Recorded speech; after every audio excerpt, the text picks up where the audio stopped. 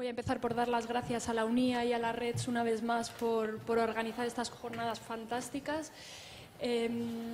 Llevamos un día y medio discutiendo el papel que puede tener la cultura en el desarrollo sostenible.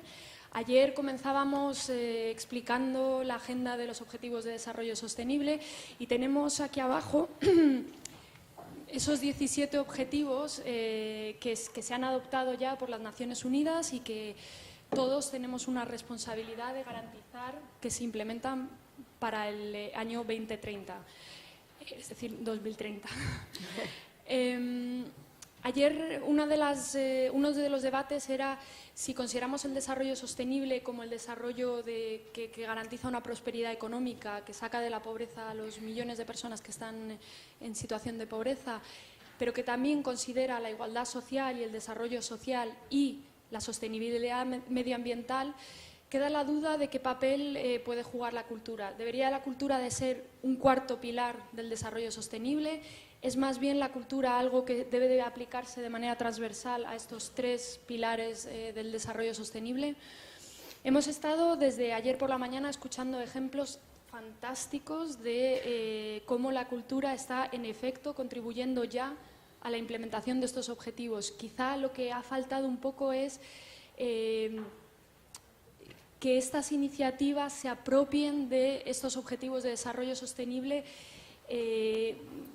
explicando cómo determinado proyecto o determinada exposición contribuye a este objetivo en concreto. Y quizá esta sería un próximo paso. En esta mesa vamos a continuar la discusión. Los ponentes van a hablar muy brevemente de las iniciativas que están llevando a cabo en sus distintas instituciones y les lanzo ya la pregunta, un poco a modo de conclusión, de cuál creen que es el rol de la cultura en garantizar el desarrollo sostenible. Van a hacer unas exposiciones de 8 minutos más o menos, yo les voy a mantener a raya, porque realmente lo que queremos es que haya un diálogo y una discusión con todos vosotros. Hemos visto que el público es experto, que además estáis metidos en iniciativas también muy interesantes, así que queremos que haya una interacción importante. Empiezo por dar la palabra a Paco Cerrejón Aranda, director de programación del Instituto de Cultura y las Artes de Sevilla. No, yo soy el otro Paco. Somos dos Pacos, Paco. los dos andaluces, dos Pacos. Empezamos por Paco. Había Pero dicho que en Andalucía está Paco y pero... Rafael, son los dos nombres más populares. Pues empezamos por Os este prometemos Paco. que en Andalucía hay más nombres, pero... Además de Macarena y... Vamos a empezar con el primer Paco. Venga. Y ya te digo, mantener un poco... Si me a pones ahí el raya. reloj, perfecto. Vale. Preséntanos un poco qué es lo que estáis haciendo y luego lánzanos unas ideas sobre qué puede el sector de la cultura hacer para el desarrollo sostenible. Venga, perfecto. Bueno, yo soy, como ha dicho, Paco Cerrejón, como tenéis ahí el director de programación del Instituto de la Cultura y las Artes de Sevilla, que es el ICAS, que no es otra cosa que el área de cultura del Ayuntamiento de Sevilla. Y bueno, pues he sido toda mi vida y sigo siendo gestor cultural. Hablando antes con los compañeros me comentaban que ya desde ayer había una nota que destacaba, ¿no?, que es que muchísimas instituciones, tanto públicas como privadas, se habían dado cuenta de que tenían ya iniciativas desde el punto de vista de la cultura en relación con la sostenibilidad, pero que eran iniciativas puntuales sin que existiera realmente un discurso o una estructura, ¿no? Eso no nos está pasando a nosotros en el ICAS en Sevilla. Nosotros estamos además, el área de cultura estamos dentro de un área nueva que se llama el área de hábitat urbano, que entre otras cosas incluye urbanismo, incluye turismo, incluye cultura, y eso ha hecho que empecemos a trabajar con un poquito más de insistencia en este tema.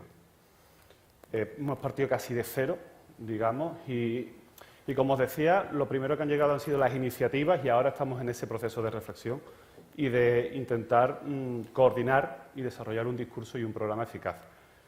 Yo voy a empezar con un punto más crítico porque nos gustaría hacerlo, pero ahora mismo desde un punto de vista municipal, desde un punto de vista de un ayuntamiento y creo que desde cualquier administración pública es sencillamente inviable e imposible, porque, salvo que tengas un especialista en la casa, porque en el caso de ICA no lo tenemos, no podemos contratar a nadie, con la tasa de reposición cero, desgraciadamente.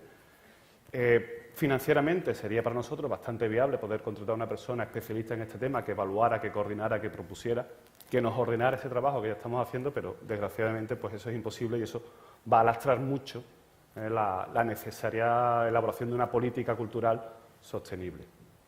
Pero bueno, entrando ya dentro de las actividades, hay una primera actividad que es la que me voy a centrar, que es la que más nos gusta, la que mejor está funcionando y creo que es la más bonita, que se llama Luces de Barrio.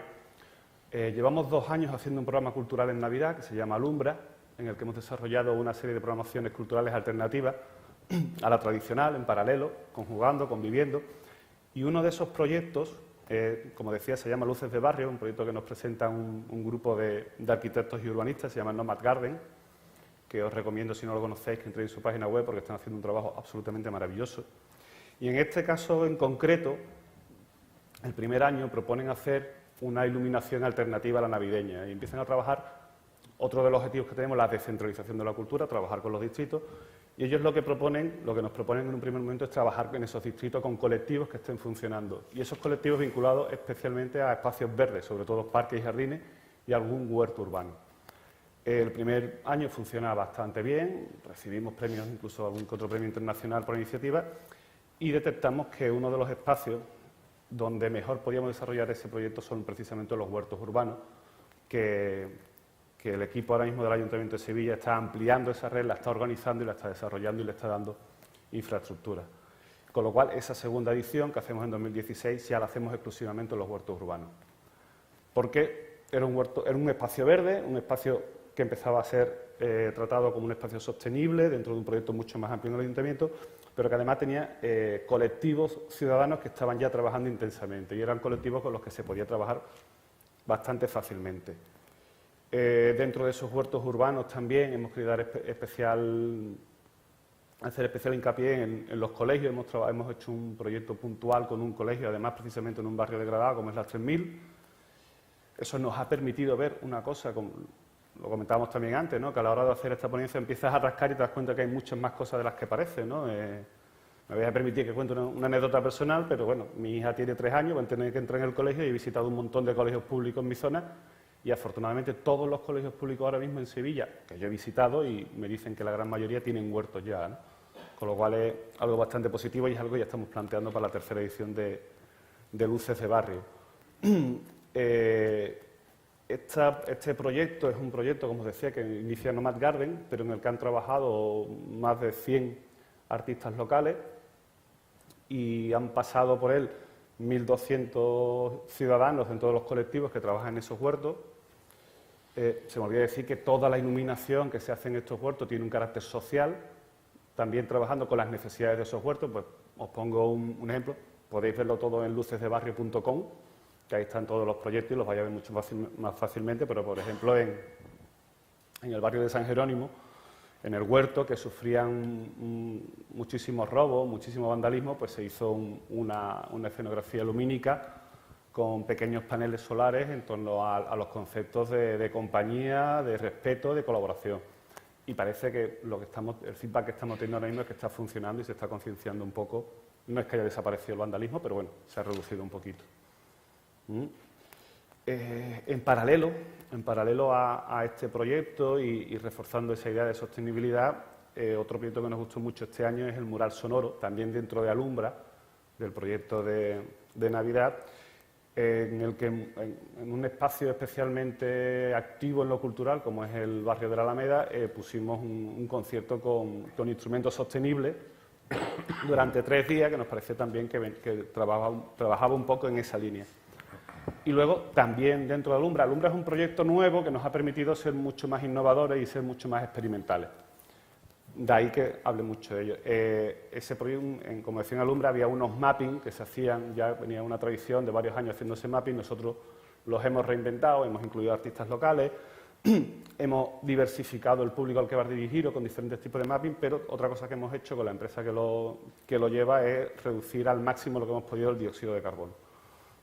Y nos están presentando ya también la huella de carbono.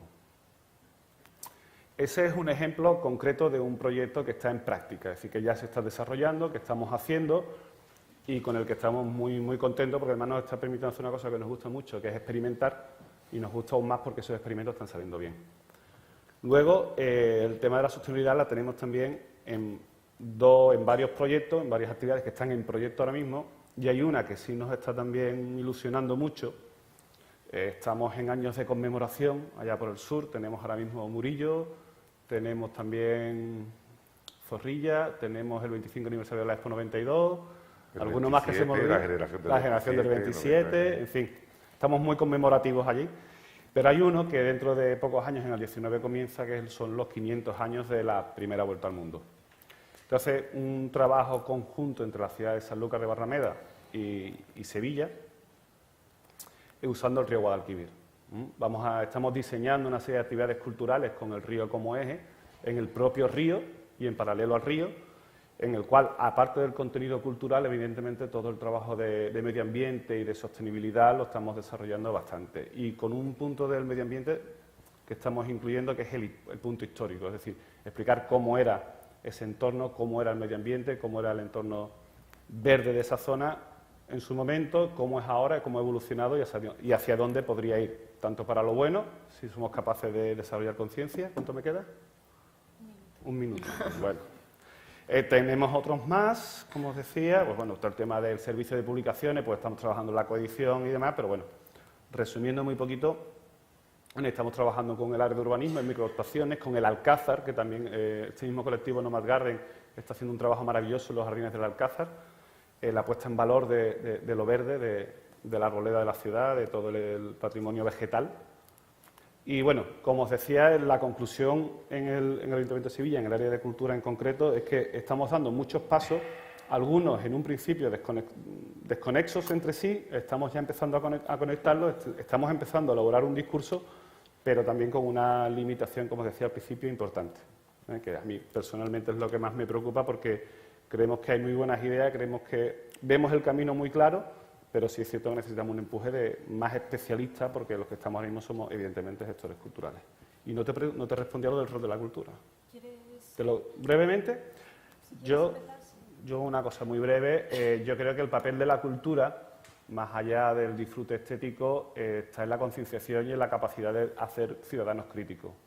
Y en democracia creo que el papel de la cultura es básico precisamente por eso, por la capacidad de elaborar crítica, de elaborar ciudadanos con conocimiento y con capacidad crítica. Y ahí, evidentemente, todo el tema de la sostenibilidad, todo el tema del medio ambiente debe ser una herramienta más, o la cultura debe ser una herramienta más para esa concienciación, que no vaya solamente en el desarrollo estético, que muchas veces nos vemos en la cultura como espectáculo, sino la cultura como creación de ciudadanos. Sin cultura no hay ciudadanos, sin cultura el 2 más 2 pueden ser 5, como decía Orwell en 1984. Yo creo que en el tema del medio ambiente ese papel de la cultura también hay que destacarlo. Muy bien, pues muchas gracias. Uf, y me además, coge aire. coge aire.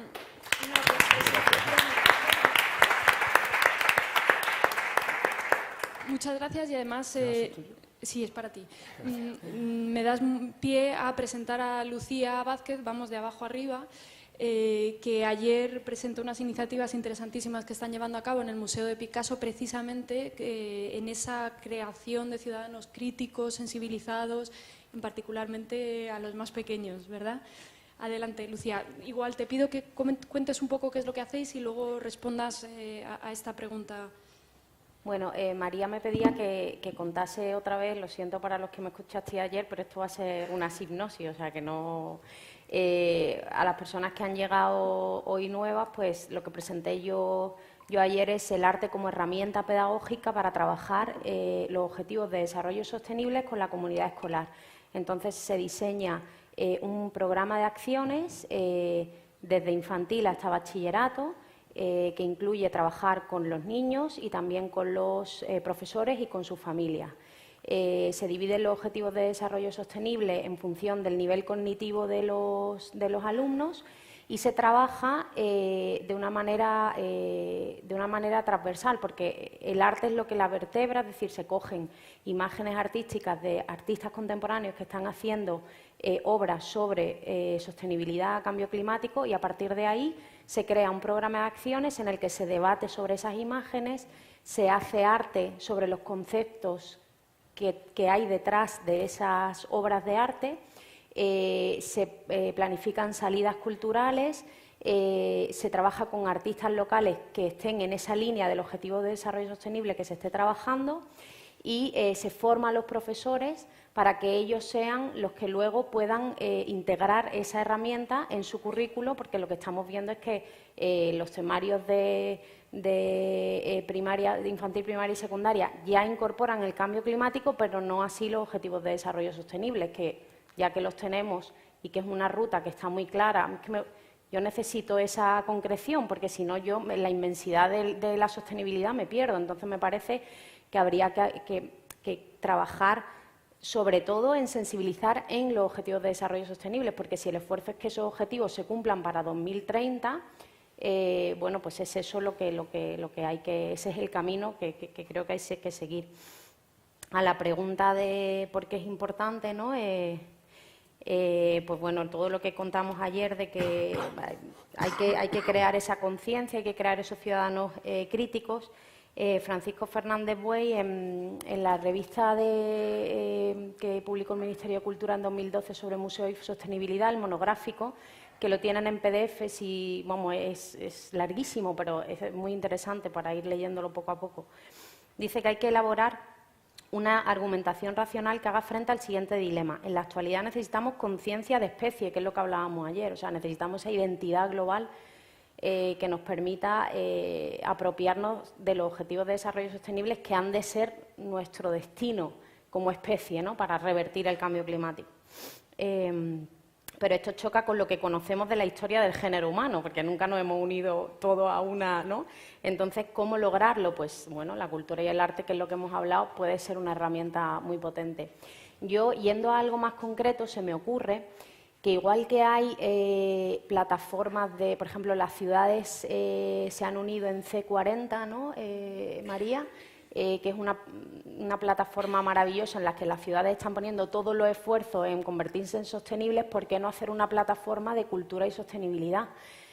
Un tímido intento de algo parecido hemos hecho nosotros, que no de sostenibilidad, de inclusión social, en el Museo Picasso, que es una plataforma en la que se integran proyectos de arte e inclusión social. Bueno, pues algo así, a lo mejor yo lo lanzo por si Marta o María quieren, ¿no? Realmente nosotros necesitaríamos eso, ¿no?, como profesionales de la cultura, un sitio de referencia donde ir y donde ver esas buenas prácticas, todos estos casos que hemos puesto en conocimiento, y donde se pudieran realizar acciones, debatir, consultar qué se hace en otros sitios y formarse en los Objetivos de Desarrollo Sostenible. O sea, podría aunar una plataforma que aunase todo eso, ¿no? Yo creo que, vamos, personalmente sería una cosa muy práctica para nuestro sector, porque al final siempre hablamos y vemos eso, lo que decía Paco, ¿no?, que está todo deslavazado, no sabemos, nos tenemos que ir formando. Bueno, pues si todo se pusiese en un sitio, pues sería una cosa maravillosa, ¿no? Pues tomamos nota. No sé dónde está Marta, pero vamos a tomar nota de esta propuesta. Voy a dar la palabra ahora a Francisco Cervantes,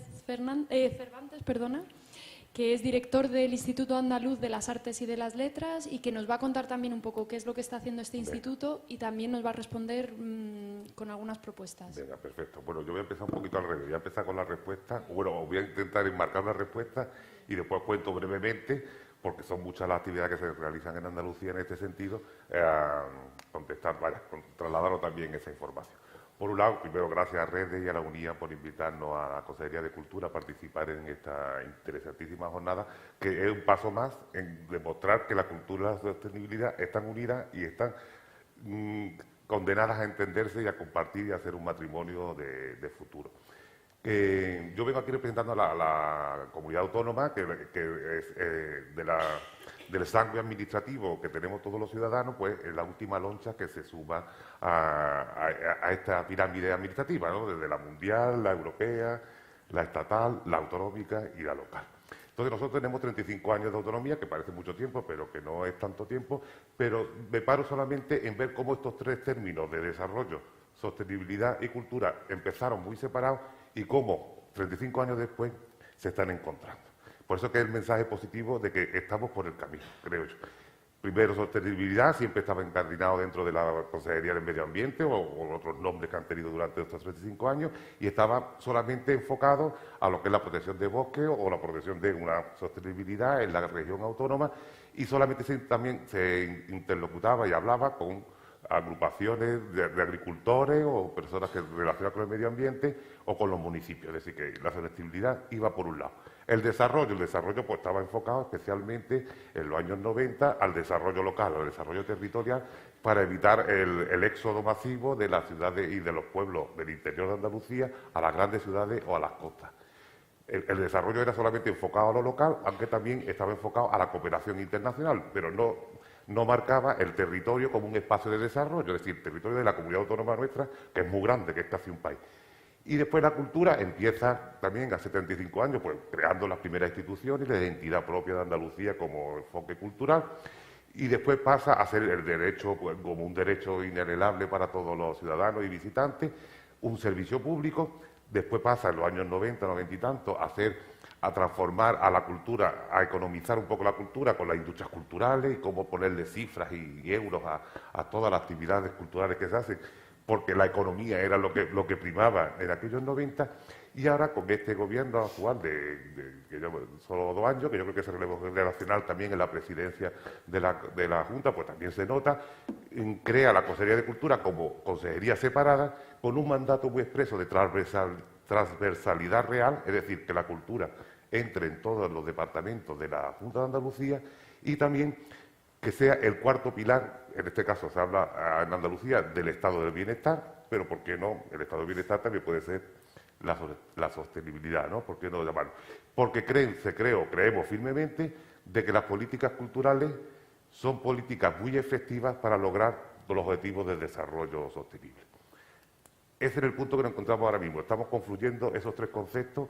¿Y cómo se materializa? Pues el año pasado, el 25 de octubre, justamente el día que nació Picasso, de la fecha de nacimiento de Picasso, pues hay un acuerdo de Consejo de Gobierno por el cual se crea o se da el primer paso para establecer la estrategia andaluza de desarrollo sostenible. Es decir, se quiere aplicar ya, transponer los 17 objetivos de desarrollo sostenible de la Agenda 2030 y empezar a trabajar de manera coordinada, que es lo que nos falta todavía a todas las administraciones y a todas las instituciones que trabajan, que cada uno la hace o por interés o porque sus gestores están sensibilizados con el medio ambiente, muchas son privadas, pero las que están dentro de lo público necesitan que arriba estén concienciados y potencien también de que se trabaje en ese nivel. Bueno, como digo, el 25 de octubre del año pasado se pone en marcha ese acuerdo de gobierno, se le encarga a la Agencia Andaluza de Cooperación que ponga a trabajar para el desarrollo de esa estrategia andaluza de desarrollo sostenible.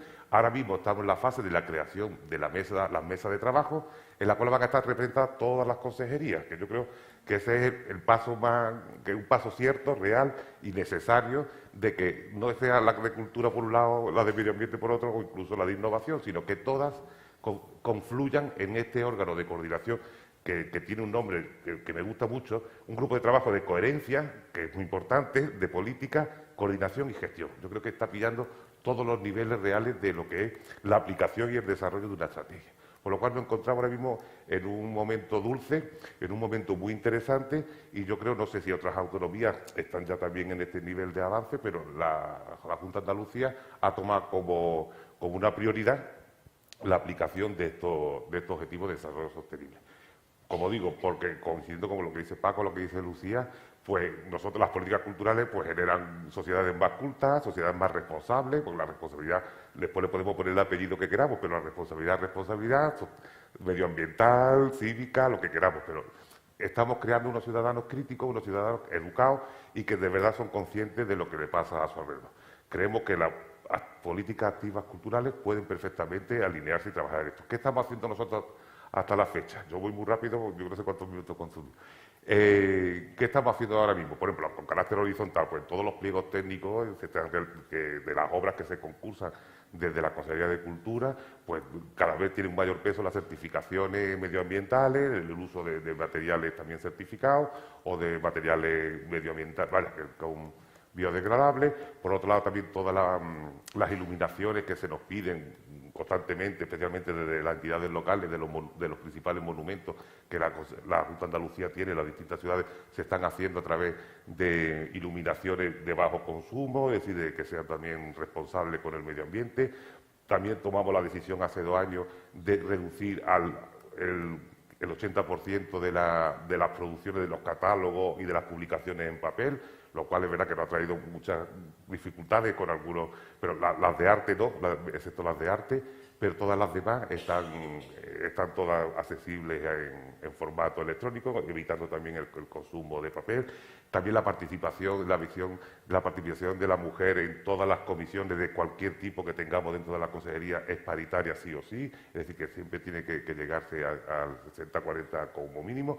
Y después ya a título así de listado, ¿no? Pues, por ejemplo, en el sector de las letras, ¿qué hacemos nosotros? Pues tenemos, por ejemplo, las bibliotecas interculturales. Todo municipio que tenga un 3% de población inmigrante tiene un fondo específico de libros dedicados a esa cultura, con lo cual pues también favorece que en la biblioteca se encuentren los lectores de uno y otro lado, o los clubes de lectura. Andalucía tiene casi 800 bibliotecas, que es una red, una malla interesantísima en toda Andalucía, en donde hay 460 clubes de lectura. Clubes de lectura que hacen lectura y después puestas en común críticas, y nosotros, que somos los que enviamos también los lotes de libros, pues siempre intentamos que en esos lotes que se mandan anualmente hayan temas de concienciación medioambiental, de la mujer, de la integración, es decir, de distintas vertientes. En el tema de audiovisual, pues por ejemplo, tenemos por un lado el Festival de Cines del Sur, que se desarrolla en Granada todos los años, que es una visión del cine no comercial, del cine del sur, del cine de los países de desarrollo, de África, es decir, de mostrar en Andalucía también que hay otro cine, que es muy social, que es un cine muy reivindicativo, que no se conoce, que hay otras visiones también del cine, no solo Indiana Jones o 50 sombras de Grey, con todo el respeto, ¿no?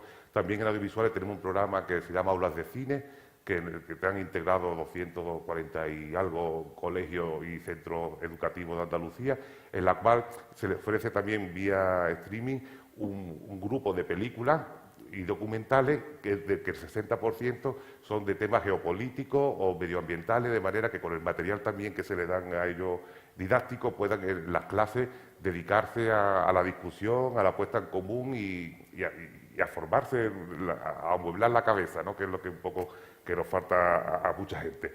Después también en patrimonio, por ejemplo, toda la red de yacimientos arqueológicos que tenemos en Andalucía, que son más de 25, algunos están en núcleos urbanos, pero otros se encuentran una villa romana en medio del campo o un enterramiento un enterramiento prehistórico que también está en una zona poco accesible. Todos esos espacios se acondicionan para que la visita y la noche se utilizan paneles solares, materiales reciclables, y para que tenga el menor impacto. Aquí me quedo un minuto.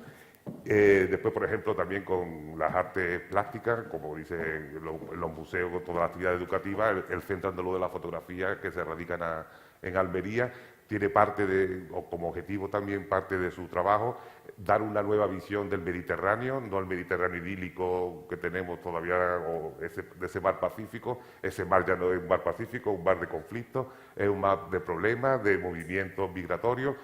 Y a través de exposiciones, como comentabais en la mesa anterior, es verdad que cuando se ven estas cosas y estas exposiciones que itineran tanto por Andalucía como fuera de ella, pues nos hacen también un poco plantearnos de que el mundo en el que vivimos no es tan, o bueno, podría ser un poco mejor, ¿no? Después también, por ejemplo, a través del flamenco, que hemos desarrollado varios programas con el norte de África, a través de cómo el andalusí y el flamenco se parecen, encontrar ese punto de unión para formar a gestores culturales para esa zona de África.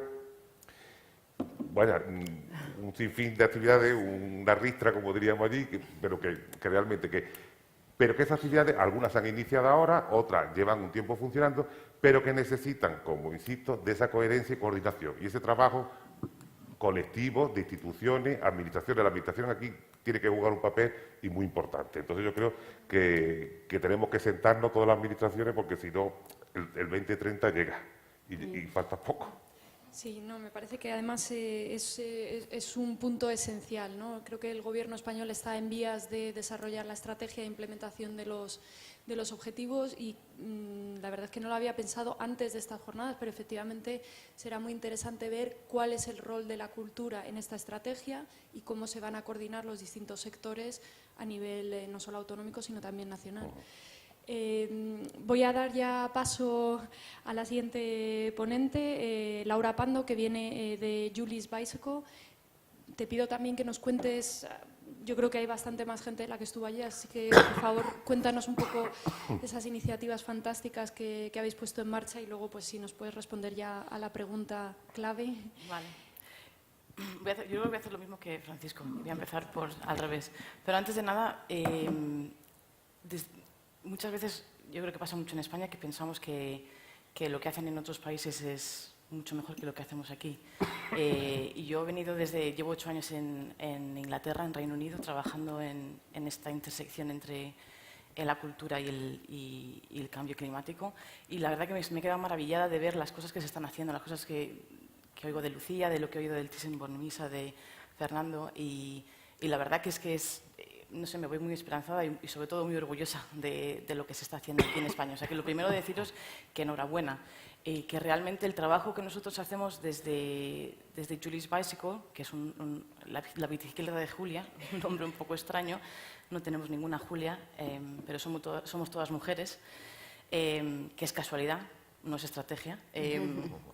Y bueno, pues lo que hemos estado un poco haciendo es conectar esas actividades que ya existían en el Reino Unido y darles un poco de forma, un poco más de voz, un poco más de plataforma, crear los espacios para que la gente con el conocimiento y con las experiencias que ya estaban poniéndose en práctica, pues que convergieran en un punto, que empezasen a compartir y aprender los unos de los otros. Entonces, bueno, eso es un poco la intención de Julie's Bicycle fue la de intentar entender cuál es el rol de la cultura dentro de este reto tan terrible que tenemos. Realmente nos olvidamos de la urgencia porque como no está, parece que no está a la vuelta de la esquina y parece como que no está ahí, pero está ahí. Entonces, bueno, yo creo que el papel de la cultura en conseguir estos objetivos es que es el hilo conector, es que teje esos objetivos y los junta y los hace fuertes y les da una coherencia, pero les da una fortaleza única. Estaba teniendo una conversación con esta... me he olvidado de tu nombre.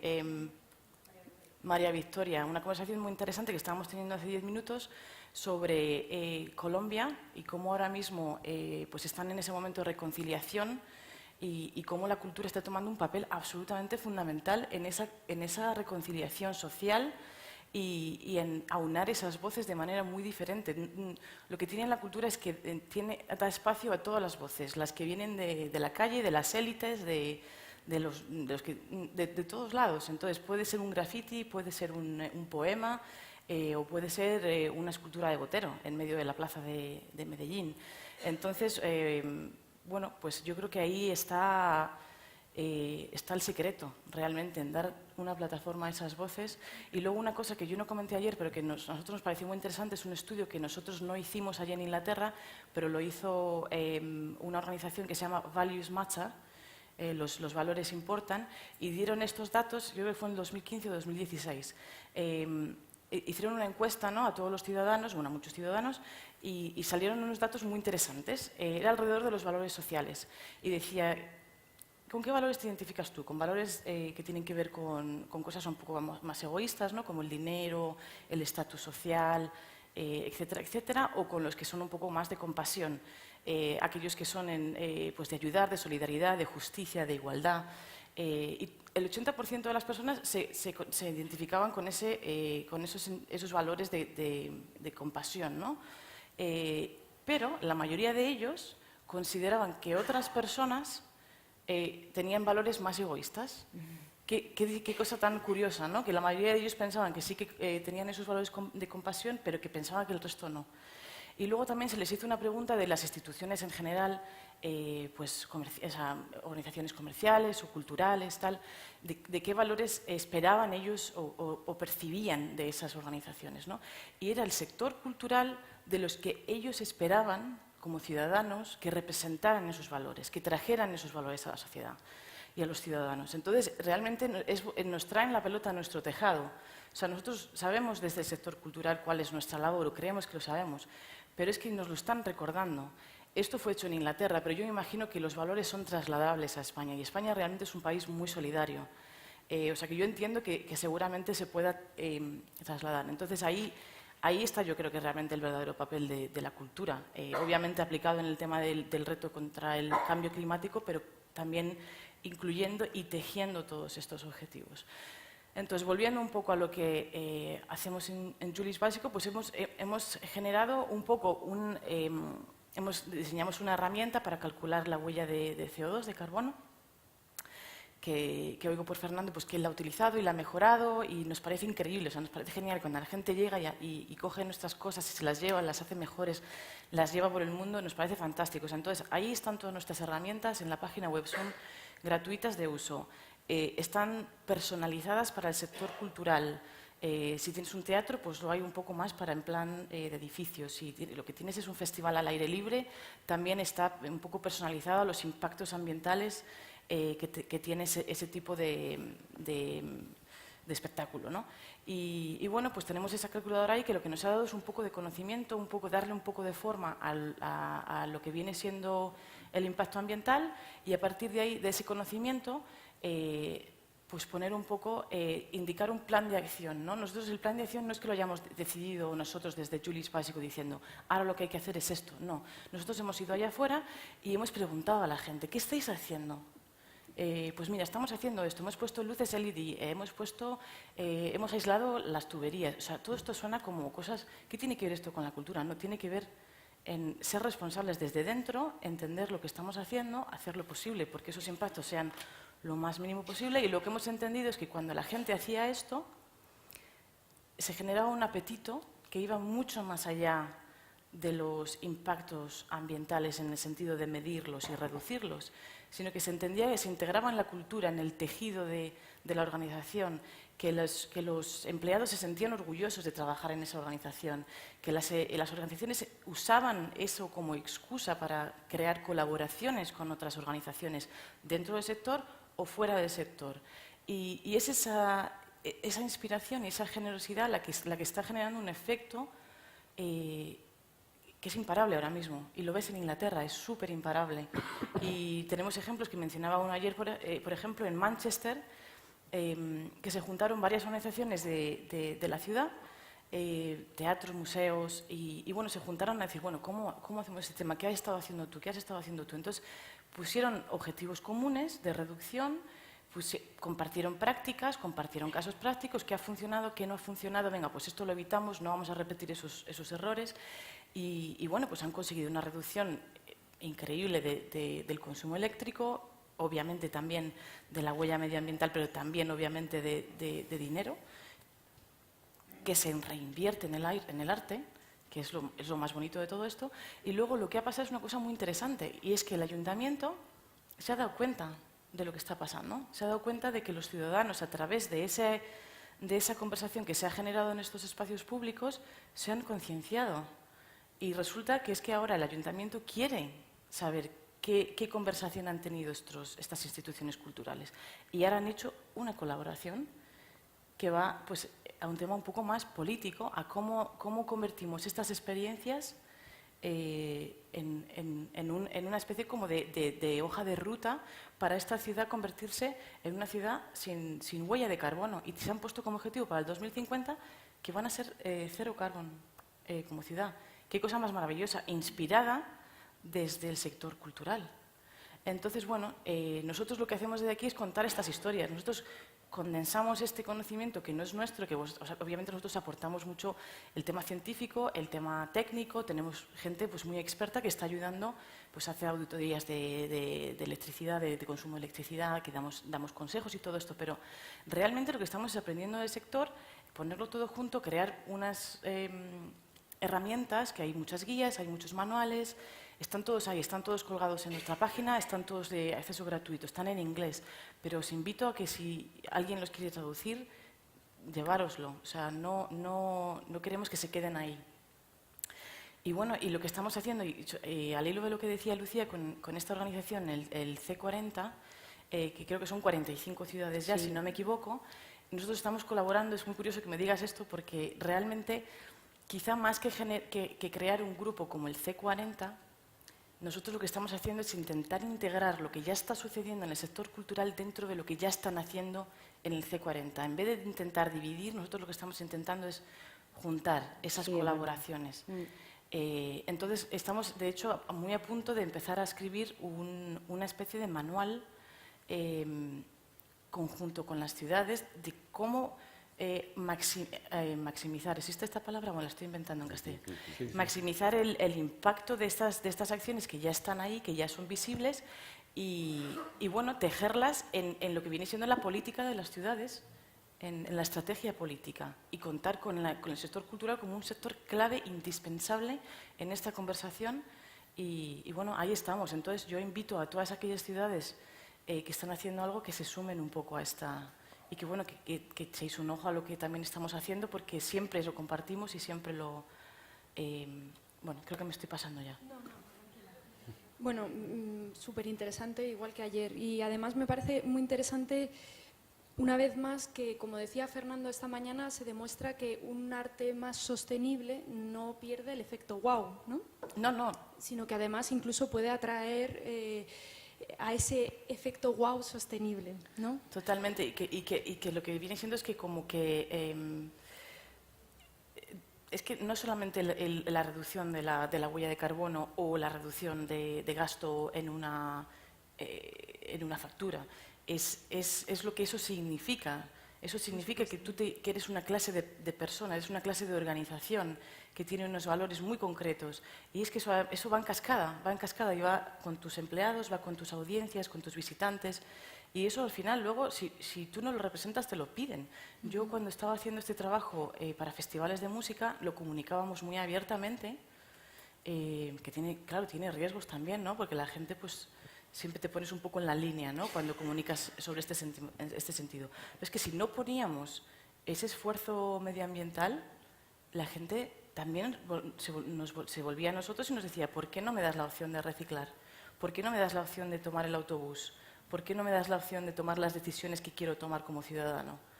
Entonces es un efecto, es una conversación constante que tenemos que tener con nuestras audiencias y con nuestros visitantes, y que va a ser muy enriquecedora, y no tenemos que tener miedo de ser criticados. Es la única manera. O sea, si no nos critican, si no nos dicen que estamos haciendo algo mal, ¿cómo nos vamos a dar cuenta que lo estamos haciendo mal? ¿Cómo vamos a poder empezar a hacerlo bien? Entonces... Yo quería preguntarte una cosa, Laura, porque yo muchas veces me planteo, los que ya pasamos los 50, si aquí hay una diferencia generacional, que no sé si todo va a estar mejor dentro de un año, porque las generaciones que vienen son más conscientes y lo van a llevar más en el ADN, mientras que los que tenemos ya pintamos canas vamos un poco como al remolque, ¿no? Que son cosas que casi sobrevenidas, aunque uno lo pueda tener como individual, pero como administración o como institución, son cosas muchas veces que vienen porque la Naciones Unidas lo pone, pues entonces se pone todo en marcha. ¿Hay una diferencia entre las edades o tú ves que no importa aquí las diferencias generacionales? Vamos a ver, la experiencia que yo tengo, por ejemplo, de Inglaterra, y me sigo refiriendo a Inglaterra, perdóname, porque llevo 8 años allí, toda mi experiencia en este campo la he adquirido allí, entonces me sigo refiriendo allí. Creo que España es un ejemplo muy concreto, ¿vale? Pero la experiencia de allí es que la gente más madura es casi más responsable que la gente más joven. Yo creo que hay un punto de falta de empatía a veces cuando somos adolescentes, y creo que es algo biológico. Yo no soy bióloga, pero creo que lo comentábamos ayer, que cuando eres un adolescente, pues sí, tienes la mente muy abierta, pero también hay unos puntos ahí que quizá hay una falta de empatía. Nosotros, por ejemplo, en festivales donde demográficamente teníamos una audiencia de unos 16 a 20 años, el tema medioambiental era muy difícil.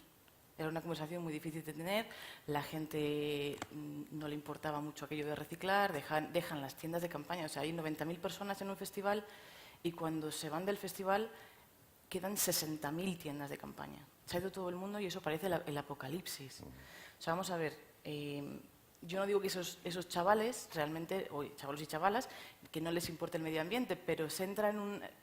Hay una cosa tribal en los festivales, por ejemplo, pues que cuando eres un chaval de 16 años, pues te dejas llevar, ¿no?, por ese tema, que cuando a lo mejor tienes 50, pues realmente tú haces lo que tú sabes que está bien, tú tienes tu ya mente formada y tus ideas y tus valores, entonces tú sabes que llevarte tu tienda de campaña es lo correcto, que tú no vas al medio del campo y lo dejas ahí todo empantanado.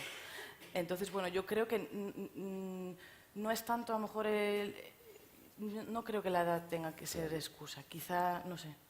Bueno, me gustaría abrir la conversación al público porque hay mucha gente con mucho interés.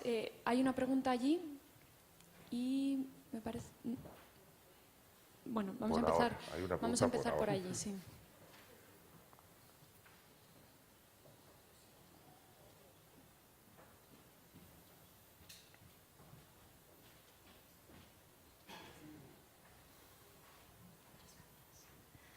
Hola, buenos días. Soy Teresa Soldevila del Museo Marítimo de Barcelona. Primero felicitar estas jornadas realmente muy completas, ayer dedicadas sobre todo a explicar proyectos culturales donde se demuestra cómo la cultura puede incidir, ¿no?, en la lucha contra el cambio climático y el respeto del medio ambiente. Y hoy esta parte primera de la mañana en la cual se ve desde el punto de vista interno de la organización cómo puedes también ser respetuoso, ¿no? Y con experiencias, me ha gustado la del arquitecto, que es realmente un bicho raro, porque encontrar un arquitecto o un diseñador que tenga en cuenta, primero todo, que el edificio, que la exposición, que el diseño sea para todas las personas, del diseño universal, o bien que tenga respeto al medio ambiente, es misión imposible, ¿no? Y entonces, no es verdad. Entonces, mi pregunta de ahora es... A ver, todos estos acontecimientos o proyectos culturales que habéis explicado aquí o los que se explicaron ayer, ¿tienen en cuenta ellos mismos ser consecuentes y no utilizar plástico, no emitir residuos, reutilizar? O sea, hay la parte de proyecto que se hace con un público, pero luego, por ejemplo, ¿no?, es importante en el folleto o la campaña de comunicación, que se informe del transporte público con el cual tú puedes desplazarte a este lugar, ¿no?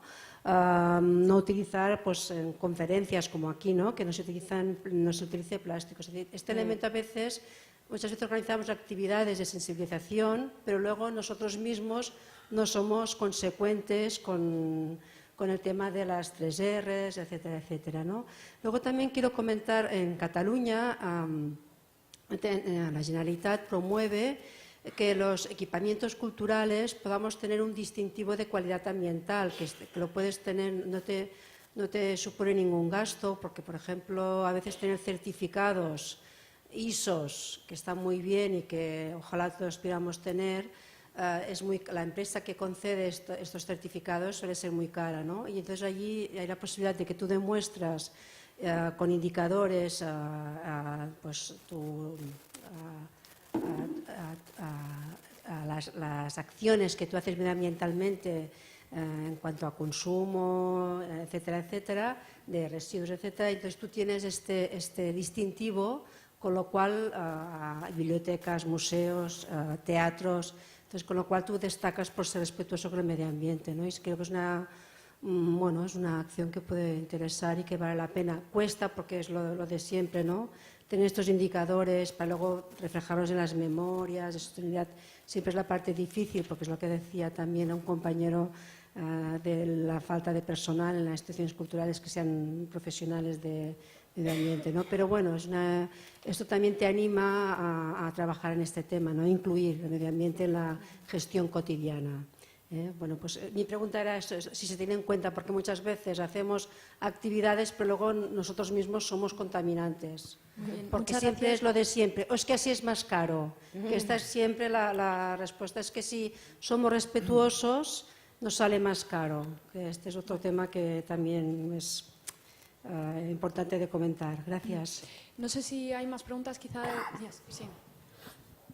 Hola, buenos días. Soy Lola Díaz, gestora cultural. Quería hacer una pregunta un poco más amplia, que era, como ayer no estuve, no sé si habéis tenido oportunidad de tratar realmente cómo veis el papel de la cultura dentro de los propios ODS. Ha habido también un debate en otras ocasiones de que realmente en este momento hay una mucho menor presencia del factor de la cultura dentro del ODS, lo que fueron los objetivos del milenio. Entonces, por supuesto, saludando y estando totalmente de acuerdo con la mayoría de las cosas que aquí se han dicho y viendo, en fin, necesarísimo que los agentes culturales y las instituciones culturales nos sumemos a una mayor visibilidad y a unas mejores buenas prácticas con ese tema, creo que a lo mejor también era interesante el cuestionar en sí mismo por qué la cultura ha perdido un papel que yo considero fundamental en lo que podrían ser los ODS. Me aprovecho solamente para ampliar lo que ella dice, sobre todo en un momento donde además estamos viviendo no solamente la pérdida de bienes culturales materiales de una forma muy brutal, digamos, sino además estamos viviendo exilios nómadas que casi son permanentes, como todo medio Siria, que no sabemos qué va a pasar con su cultura, medio Sudán, en fin. Estamos viviendo un momento donde la cultura humana, que además yo creo que has estado muy bien cuando has resaltado el tema de la sostenibilidad humana como especie, no como parcelas individuales o como acciones individuales, sino como especie, cómo nos salvamos de esta, ¿no? La cultura de repente no está, es como que en los ODS ha desaparecido frente a los demás, como acaba de decir Lola, pero además no se plantea ni siquiera esta problemática, digamos, que estamos viviendo ahora en nuestra propia contemporaneidad como desastre total, ¿no? Como desastre de nuestra propia cultura y en países tan característicos como Irak, Siria, que han sido el soporte de nuestra cultura occidental, ¿no? Y una otra pregunta, perdonad. A raíz de lo que decía ella, esto que estamos viviendo, ¿no? El antropoceno como destrucción del planeta y tal. ¿Vosotros creéis que realmente hay una posibilidad real de hacerlo sostenible, este antropoceno, con todo lo que está sucediendo? Muchas gracias. Vamos a ver si hay un par de preguntas más y sí, aquí... perdón. Hola, ¿qué tal? Buenos días. Mi nombre es Javier Iturralde. En primer lugar, felicitaros por las jornadas, una iniciativa necesaria y muy interesante. Mi pregunta es la siguiente. Las instituciones que habéis incorporado a las ODS en vuestra práctica, ¿hay alguna forma o tenéis algún impacto que hayáis medido en términos de audiencias, financiación privada, corporativa?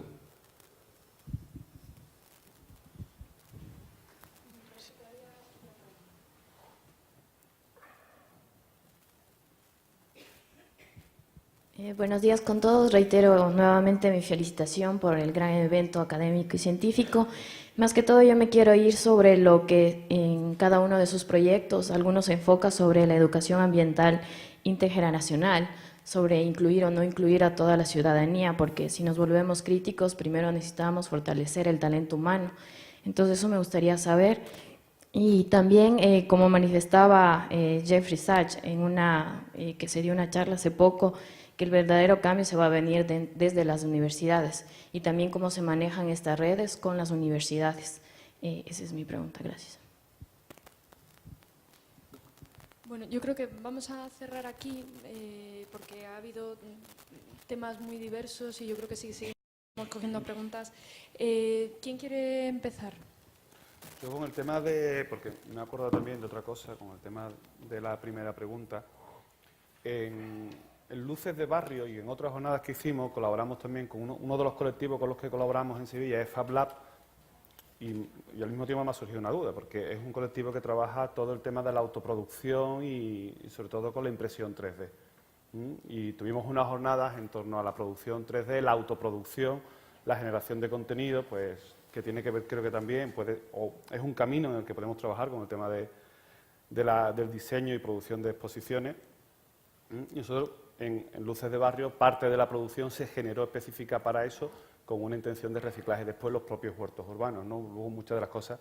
De hecho, uno de los proyectos que se hizo en las 3000 precisamente era una cúpula geodésica, que le servía luego como un espacio más dentro del huerto.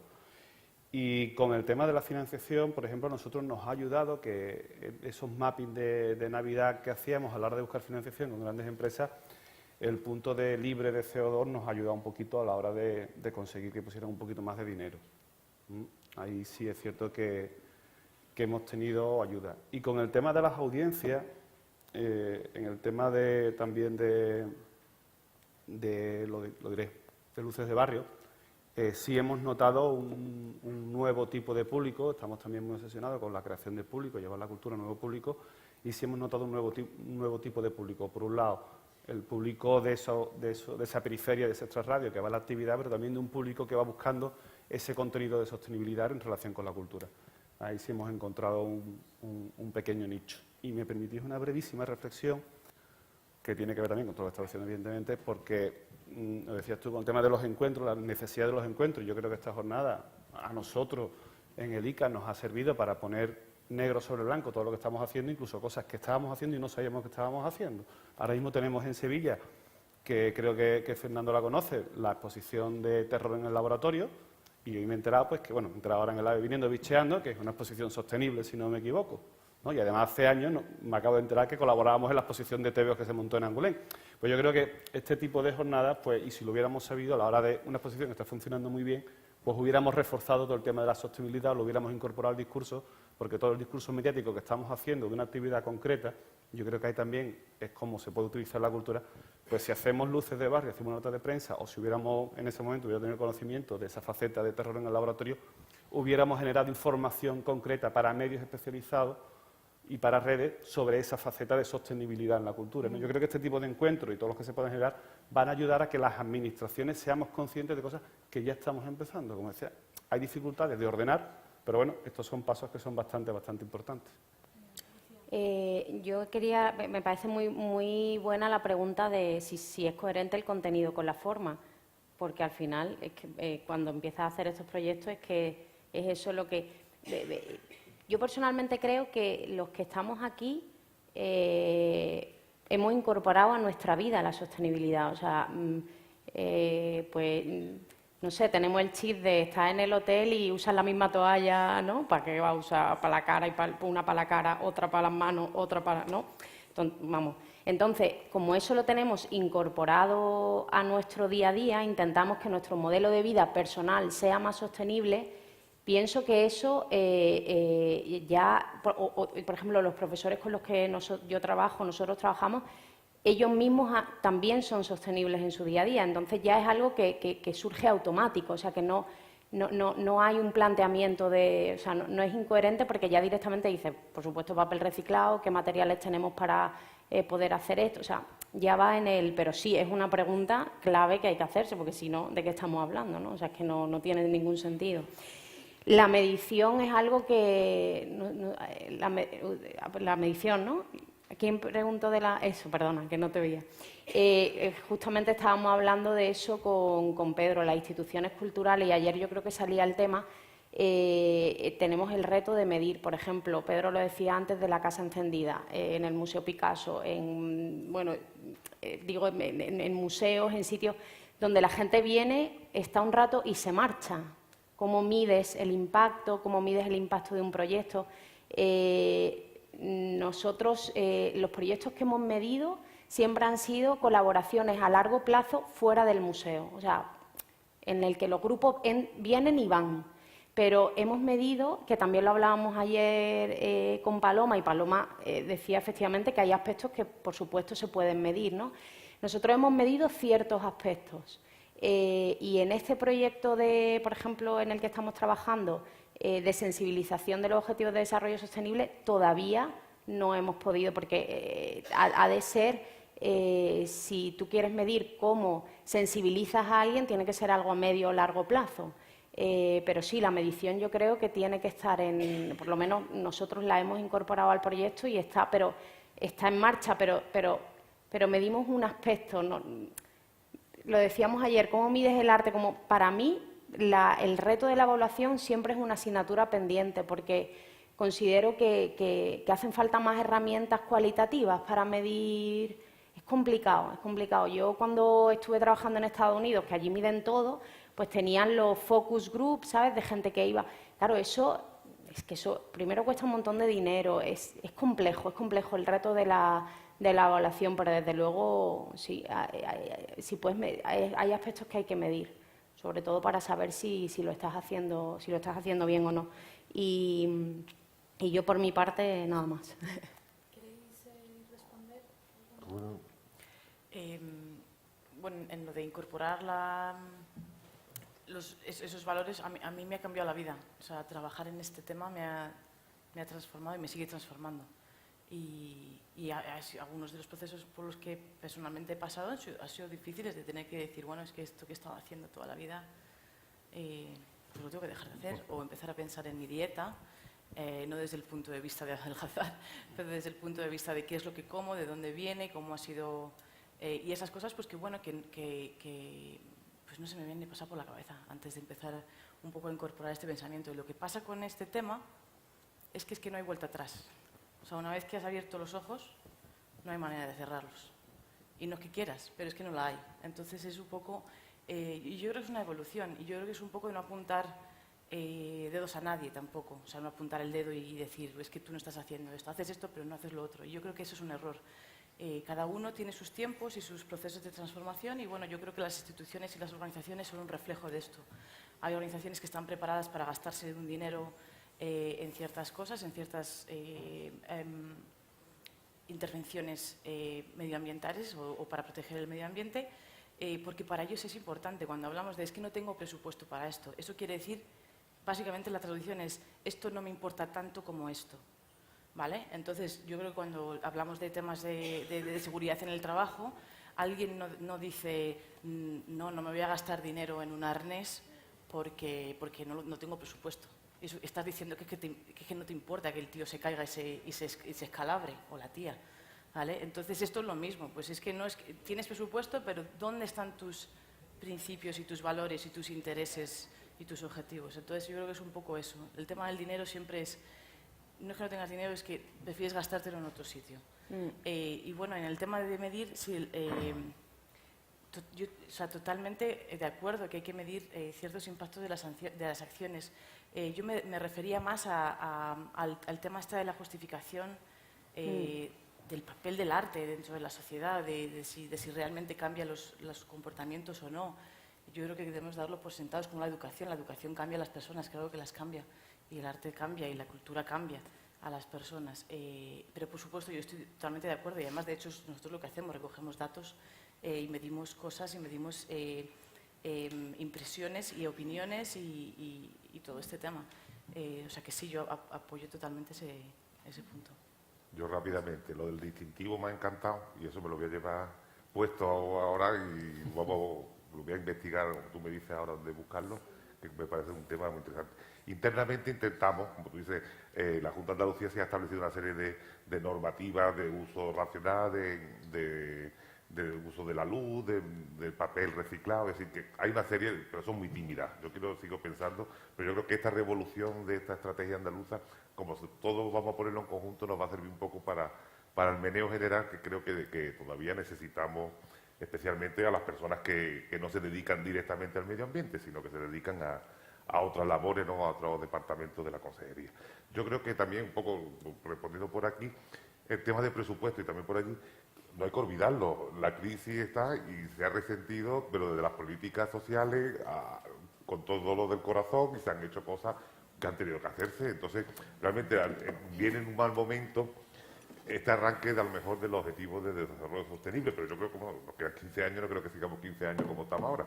Entonces yo creo que esto servirá también porque es verdad que ciertos recursos, aunque también están las prioridades, hacen falta para poner en marcha estas políticas desde el plano del personal hasta de la utilización de herramientas que son necesarias. Yo también lamento que la cultura no esté ahí, que no sea un 18, un 19, por tener 17, tener 18 no pasa nada, ¿no? Un número muy bonito también, el 18.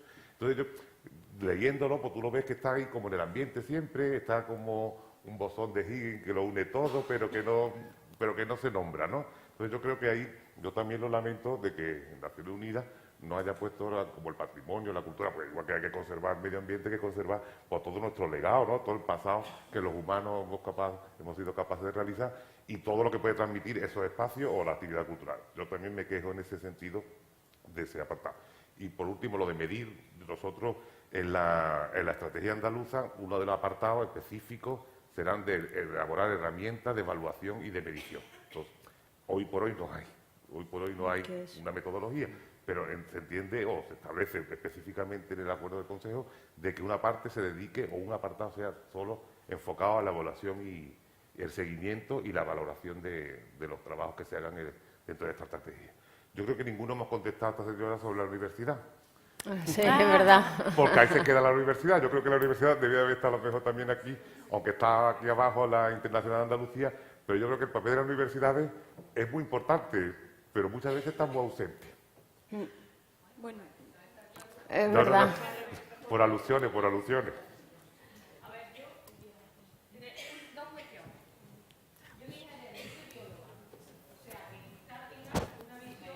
María Victoria, ¿sí? Decía que lo comenté ayer, yo soy bióloga y evidentemente mi formación se va casi siempre a los 3 pilares que hablábamos ayer: el medio ambiente, la economía y la sociedad. Y con eso comparto mucho, seguro me entiende, no sé dónde está Ricardo, pero debe estar por ahí. Pero yo quiero lanzar una cuestión. Tenemos un concepto y algo que no se nos puede olvidar, y es que el hombre necesita alimentar el alma. Y con eso quiero decir que la única especie animal que dedica tiempo y sin mirar el coste a la cultura, al arte, al teatro, a los museos, es la especie humana. Entonces, por mucho que queramos medir todo, por mucho que queramos ser absolutamente cero impacto, el cero impacto no existe en ninguna especie. Y creo que, evidentemente, dentro de lo que podamos, tenemos que hacerlo lo menos impactante posible, pero tampoco podemos sacrificar toda nuestra ética y nuestra sensibilidad. O sea, que yo creo que, evidentemente, la cultura tiene que trabajarse en ese sentido, pero no se nos puede olvidar nunca nuestro último concepto, que es alimentar el alma. Y en eso incluyo todo el patrimonio cultural que hoy nos ocupa en España y en todos los países. Hacer hoy la mezquita sería una auténtica barbaridad. Digo la mezquita porque procedo de Córdoba, pero podría poner muchos ejemplos. Hoy no se nos ocurriría hacer una mezquita, pero ahí la tenemos, una mezquita catedral. El dinero que eso costó y el impacto es gordísimo. Es gordísimo, pero no lo vamos a tirar por eso. Quiero decir que las universidades somos conscientes de todo esto, de medir, de los 3 pilares y del 4.º pilar. Yo no estoy de acuerdo realmente en que la cultura esté fuera de los 17 objetivos. La cultura es transversal en los 17 objetivos, totalmente. Ahora, lo que tenemos que saber cómo plasmarla, cómo implementarla, cómo llevarla a cabo. Y para eso las universidades estamos plenamente implicados en el cumplimiento de los ODS a través de la Red Española de Desarrollo Sostenible. Marta está aquí. Las universidades fuimos las primeras que nos unimos a la Red Española de Desarrollo Sostenible para precisamente luchar por la implementación. Primero, el conocimiento de los ODS, porque el problema es que la sociedad ahora mismo no conoce los ODS, no sabe ni lo que es. Pasamos por los objetivos del desarrollo del milenio casi sin enterarnos. Vamos a corregir muchas luces y sombras que tuvimos en los OBM y vamos a intentar corregirlo ahora. Pero que la cultura sí está ahí, pero la obligación es de la sociedad. Nosotros somos los que tenemos que darle visibilidad a la cultura en los 17 ODS. Bueno, eso es lo que yo quería.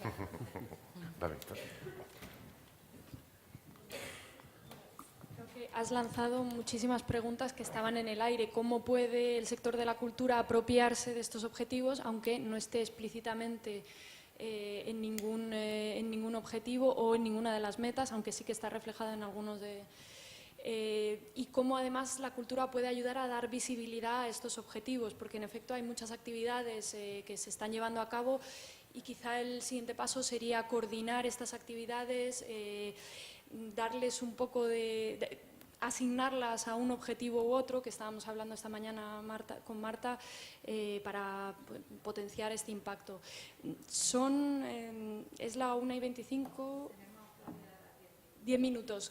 Queda tiempo para un par de preguntas más, si las hay. Yo creo, María, que también hay que aprovechar las redes que tiene la cultura. La cultura es neurológica, está en todos lados, hay una biblioteca en un pueblo chiquitito, entonces esas redes hay que aprovecharlas también para trasladar todos estos principios y la inspiración de estos ODS. Yo creo que esa parte también, si nos pusiéramos, bueno, pero el año pasado, en 2 años, los monumentos gestionados por la Junta de Andalucía, por la Consejería de Cultura, han sido 12 millones de personas las que han pasado. Pues 12 millones de personas que si tenemos capacidad de mandarle algún mensaje, que después se complementa cuando visitan el Alcázar en Sevilla y se complementa cuando hacen el Museo Picasso, todo eso va generando un pozo que al final va a ser interesante, ¿no? Yo creo que la cultura, no somos conscientes de la red que tenemos creada tan importante entre instituciones públicas, privadas y colectivos, claro.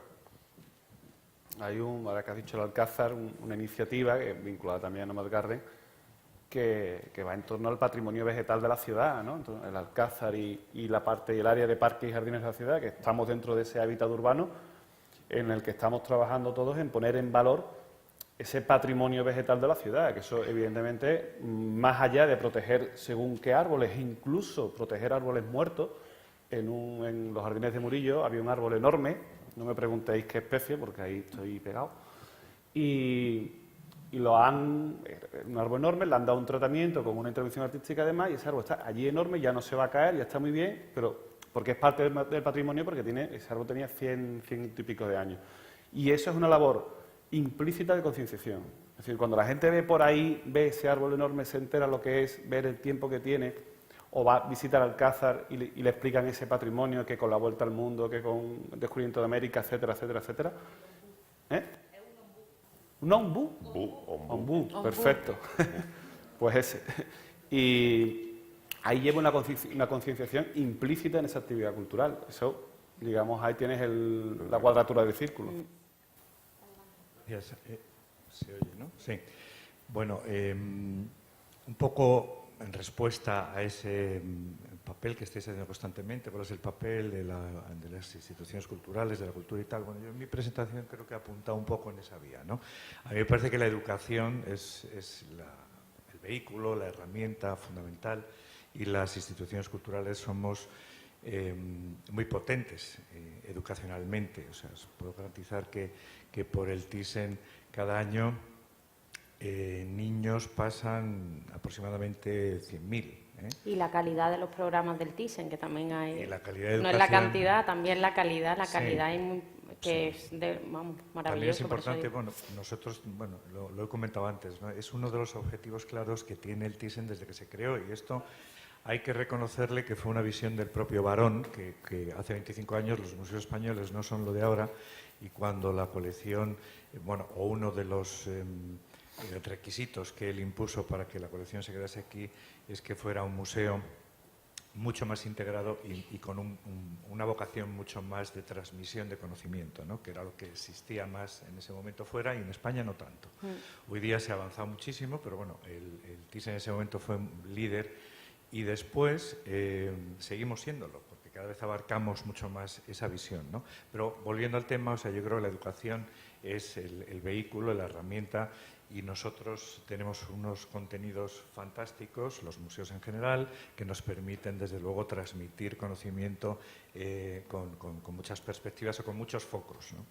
Ese es un papel muy importante. Y luego creo que, bueno, nosotros, por ejemplo, tenemos un itinerario de sostenibilidad, estamos colaborando con empresas también. Había una respuesta antes, el papel de la colaboración con otros jugadores, ¿no? Privados y tal.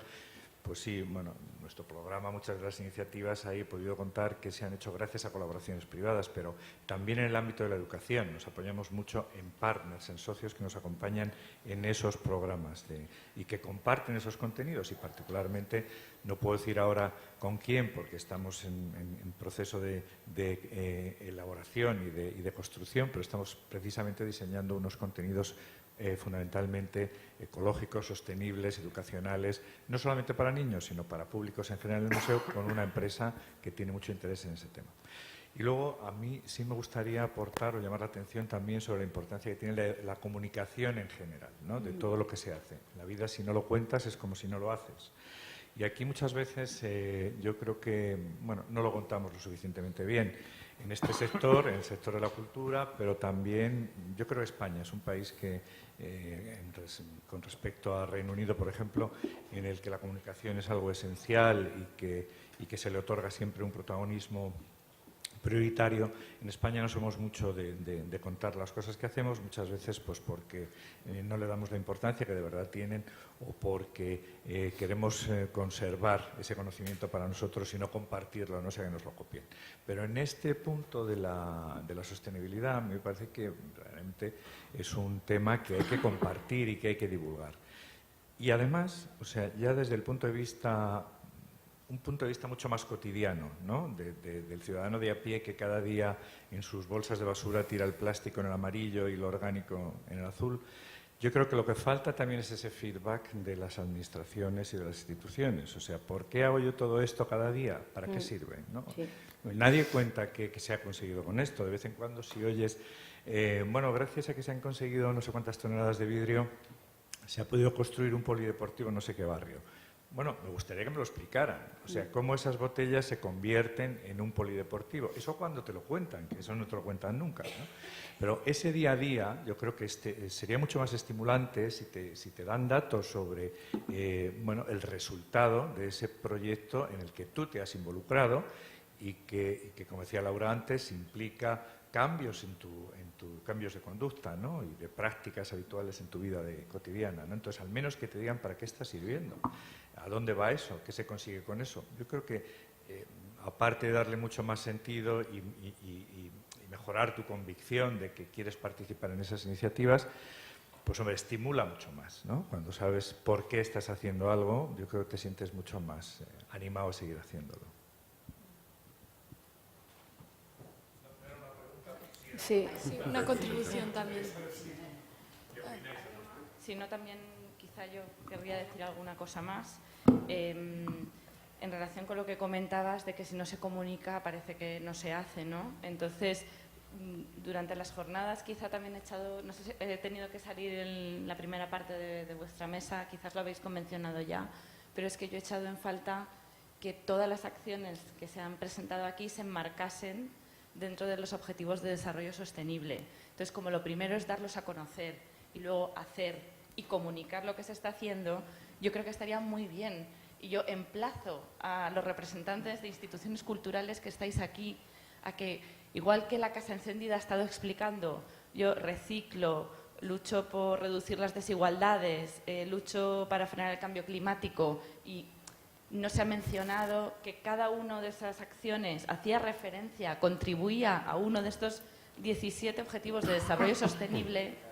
Sí, yo creo que algunas instituciones, que por ejemplo ayer lo explicó el British Council, sí que ha hecho ese ejercicio de ver ellos internamente cómo contribuyen a cada uno de los 17 objetivos y cómo contribuyen también a esos objetivos con su acción exterior.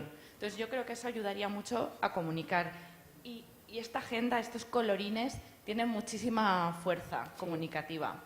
Eso por un lado. Por otro lado, comentaros que desde la Red Española para el Desarrollo Sostenible estamos involucrados en muchos diálogos a nivel local, regional y nacional en España. A nivel nacional estamos en un grupo del Ministerio para trabajar en cómo va a implementar España los 17 Objetivos de Desarrollo Sostenible. Y vamos a participar el próximo 18 de abril en la AECID en una jornada sobre cultura y desarrollo. Yo me ofrezco también a ser una voz de este grupo para ayudar a situar a la cultura ahí también. Pero también creo que los profesionales del sector cultural tienen que situar a la cultura. Tenéis que ser vosotros mismos los que movilicéis y cuando a nivel regional, local y nacional se hagan estas estrategias de desarrollo sostenible, exigir la voz de la cultura ahí dentro. Y luego, por último, pregunta para los ponentes. Yo intenté movilizar a otras áreas de la cultura para estas jornadas. Llamé a la puerta del INAEM para movilizar a los teatros y la música, a festivales bueno, de toda España. Y realmente quien más ha reaccionado ha sido el mundo de los museos. Laura, dime tú, ¿por qué no he conseguido movilizar al mundo del cine, de la música y de los festivales en estas jornadas? Gracias. Ojalá tuviera la respuesta, pero no creo que la tenga. Es curioso porque allí, en Reino Unido, donde nosotros estamos trabajando más, los teatros han llevado la batuta, están marcando el ritmo de las cosas que se están haciendo.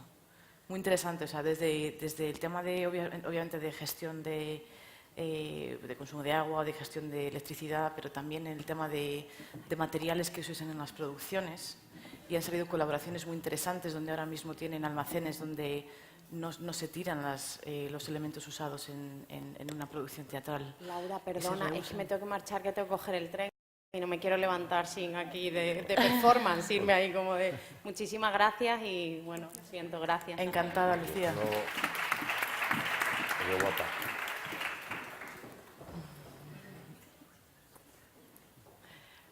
Pero, o sea, que es curioso, no sé muy bien por qué, no sabría decirte. Quizás a veces es encontrar a alguien que lo esté haciendo ya, pero es difícil porque si no se comunica, como sabes que lo está haciendo, y tomar a esa persona un poco, ponerla un poco en el foco público y hacerlo un poco como referencia. Entonces luego tienes ese efecto de atracción, ¿no? De decir, bueno, pues si este teatro está haciendo esto, no, ¿sabes? Es una especie como que todos nos sentimos un poco inspirados, ¿no? Pero no sabría decirte muy bien por qué. El cine también está haciendo cosas muy importantes allí, a través de BAFTA, que supongo que es un poco el equivalente a los Goya. Entonces, bueno, pues a lo mejor es un poco también llevar a la gente, a lo mejor, que está dirigiendo o está detrás de los premios Goya, y ellos lo están haciendo de manera unificada. De hecho, han creado una herramienta específica para medir los impactos de la producción cinematográfica. Y así, en general, el sector de la música es muy duro, porque hay muchos, o sea, es mucho más comercial, quizás está menos subvencionado, por lo menos allí en el Reino Unido. Yo creo que aquí en España es distinto, porque yo creo que hay más subvenciones públicas a la música y a los festivales aquí de los que hay. Yo bueno, yo por la experiencia que he tenido, yo sé que, por ejemplo, el Festival de Benicàssim está fuertemente financiado, o por lo menos lo estaba hace 2 o 3 años en las últimas conversaciones. Los grandes sí. Claro, entonces ahí, bueno, pues yo creo que también a través de las instituciones quizá que dan esas financiaciones deberían tirar un poco de esos hilos y, bueno, pues decirles, bueno, sí, te doy este dinero, pero tienes que hacer esto y esto. Y no ponerle una pistola en la cabeza al festival, ¿no? Porque obviamente, pero ponerle un plazo, ¿no? Decirle, darle, pues de aquí a 5 años, si tenemos este pacto de que vas a usar este espacio, pues bueno, pues por lo menos dime cómo vas a cuidar de él, ¿no? Y no sé muy bien cómo se mete a todo el mundo en el tren, pero yo creo que es un poco por ejemplo, ¿no? Por poner a alguien tan importante como el Museo Thyssen-Bornemisza, lo que estáis haciendo, ponerlo en el foco, y cuanto más podamos, mejor, y cuanto más y apelo totalmente al mensaje que has dado. Creo que es súper importante. Creo que hay muchísima competitividad en muchísimas cosas, en quién trae la mejor exposición, en quién hace la mejor obra de teatro, y mucho secretismo y mucho hermetismo, pero creo que en este tema en concreto la generosidad debe primar, y vamos, totalmente, o sea, le has dado justo en el clavo. Y creo que es esa generosidad de salir adelante y esa valentía de decir, mira, yo estoy haciendo esto, no quiere decir que sea perfecto, no quiere decir que tú lo estés haciendo muy mal, simplemente yo estoy haciendo esto, ¿qué estás haciendo tú? Cuéntanos. Entonces les metes un poco en la conversación, no sé si contestar. Yo tengo una respuesta que tiene que ver con la precariedad del sector cultural en este país. O sea, yo ahora mismo tengo la suerte de ser el director de programación de una administración pública, como es un ayuntamiento tan potente como el de Sevilla, pero yo soy autónomo durante toda mi vida profesional, sector cultural y autónomo.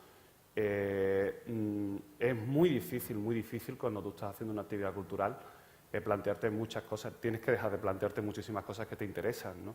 Porque no tienes capacidad, y no tienes capacidad porque estás en una precariedad cuando la gente está luchando por subsistir, con todo el perdón del mundo, pero a mí que me ahorre, que la administración que me cede un teatro o que me cede un espacio se deje de ahorrar la luz, no es mi problema. O que yo pueda tener una inversión en un equipamiento cultural, como puede ser un teatro privado independiente, pues mire usted, yo no me puedo plantear una inversión para reducir focos, para poner focos LED, como si puedo hacer lo mismo que estamos haciendo en el Teatro Lope de Vega, o en el Teatro Alameda en Sevilla, o en el Espacio Turina.